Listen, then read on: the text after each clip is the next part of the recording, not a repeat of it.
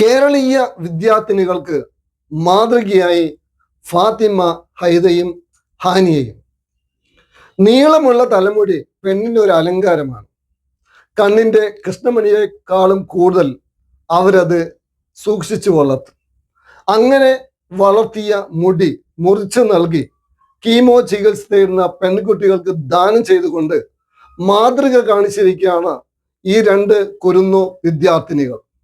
മലപ്പുറം ജില്ലയിലെ പെരിന്തൽമണ്ണ പട്ടിക്കാട് സ്വദേശി മുഹമ്മദ് റഫീഖിന്റെയും സാലിമ ദമ്പതികളുടെയും മക്കളാണ് ഫാത്തിമ ഐദയും ഫാത്തിമ ഹാനിയയും. ഇരുവരും പട്ടിക്കാട് ഗവൺമെന്റ് LP സ്കൂളിലെ വിദ്യാർത്ഥിനികളാണ്. കീമിയോ ചികിത്സയുടെ ഭാഗമായി മുടി നഷ്ടപ്പെട്ട ക്യാൻസർ രോഗികൾക്ക് വിഗ് നിർമ്മിക്കുന്നതിന് വേണ്ടിയാണ് ഇരുവരും തലമുടി മുറിച്ച് ദാനം ചെയ്തത്. ആദ്യം ഫാത്തിമ ഐദയാണ് 1ാം ക്ലാസ്സിൽ പഠിക്കുന്ന സമയത്ത് മുടി ദാനം ചെയ്തത്. പിന്നാലെ ഐസയും ഈ ദൗത്യം നിറവേറ്റി. ഇരുവരും പട്ടിക്കാട് ഗവൺമെന്റ് LP സ്കൂളിലെ വിദ്യാർത്ഥിനികളാണ്.